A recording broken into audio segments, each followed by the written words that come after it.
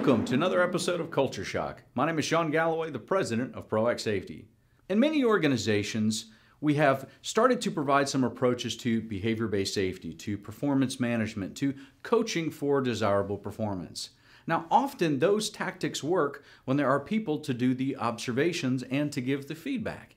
In many organizations, based on logistical challenges, the way that the work is set up, there might not be people that can provide feedback, such as drivers, such as individuals that work by themselves for long periods of time. Now, ideally, if we're providing some approach to coaching, we want to observe for specific things and give feedback, but if there's nobody to do the observations or to do the feedback, what do? Well, there's a very simple tactic that I'd like to share with you. It's called self-observations. Now, there are a couple of guidelines to self-observations. One of the first ones to remember is don't ever just rely on self-observations. Make sure you do have some periodic reality checks that I'll talk about. But number one, we want to make sure that we first have a focus. We don't want people self-observing for, are we being safe? We need to first understand, what does safe actually look like? What does it take? For one driving organization, we found that if the drivers were to use their blinker and hear the audible for 3 clicks before they started to change lanes, guess what that did? That actually increased the amount of time to be seen and to also see the people that are around you while driving. That one thing virtually eliminated the vast majority of side impact collisions that they were having. So number one, we have to identify a focus for people to self-observe. So we need to make sure that we have this focus on things that they can do. We want to make sure also that it's not reflective. We can't say at the end of the day, was I doing this, this, and this?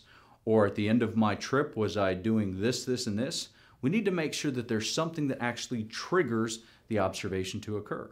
In many driving settings, we'll work with the drivers and we'll help them self-identify what that trigger is. You don't want to give it to somebody because that will always be your trigger. We want to make sure that they have something that triggers it. And then for the next 3-4 minutes, are we doing the things that we're focusing on? So that's why it's so important to have a focus, not just say too ambiguously, be safe for these 3 to 4 minutes. What are the 3 things you want them to do to make sure that they're safe?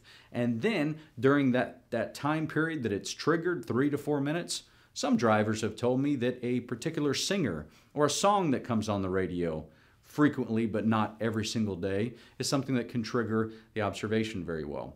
You want to make sure that you have a specified length of time. And as I've already stated, generally 3 to 5 minutes works very well. Once you've gotten to the point to where you can record this information, do so safely, not while you're driving, of course. We've seen other individuals and some companies that have taken an approach with electronic capturing of the data. But when it's safe to do so, document, are we doing these things or not?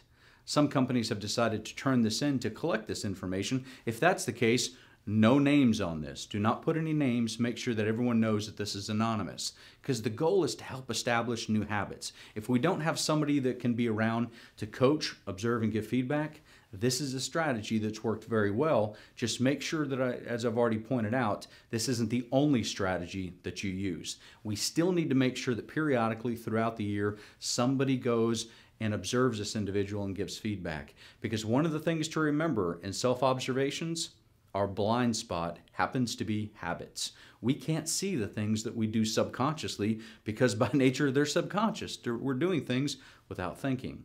So remember that self-observations are a very effective tactic, but habits are the blind spot. Make sure somebody comes around periodically that can help us identify those blind spots. If you have any comments that you'd like to share, there are several ways to do so. You can post a comment here on Canadian Occupational Safety Magazine's website. You can email me at info@proactsafety.com or visit my podcast and blog site at www.safetycultureexcellence.com and post your comments there. Thanks for all that you do. See you next time.